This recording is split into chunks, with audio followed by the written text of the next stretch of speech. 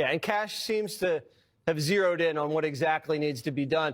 This whole Jan 6 day and the investigation that followed put a real scarlet letter on the MAGA movement. Let's be honest, it was criminalized. If you had a MAGA hat on, you were looked at by the federal government as a domestic terrorist in some quarters. It's just the way it was. And so going back now, and you realize that they had over 24 paid rats who had infested these groups. I mean, it sounds like there was an agenda here.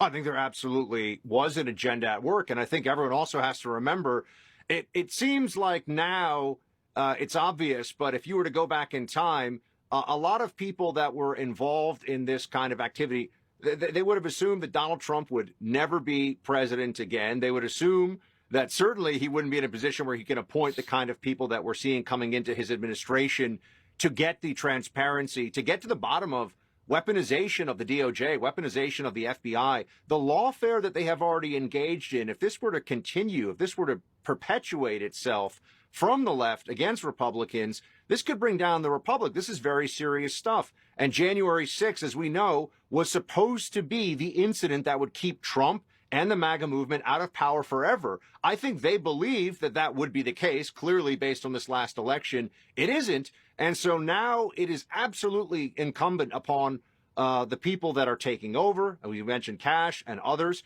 the new AG, Pam Bondi, to look into everything that was done that was clearly done for political reasons. And I might add, the people who are saying, oh my gosh, Donald Trump, he's coming in, this is so terrifying.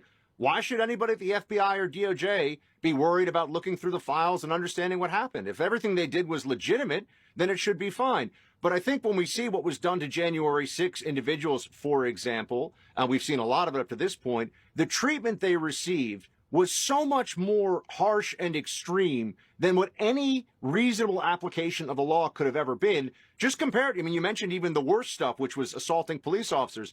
Jesse, you can talk to people who were covering the BLM riots in 2020 around the same period. Cops are being hit with bricks, bottles of urine, had lasers in their eyes trying to blind them. This was regular. Did any of them get put in solitary confinement?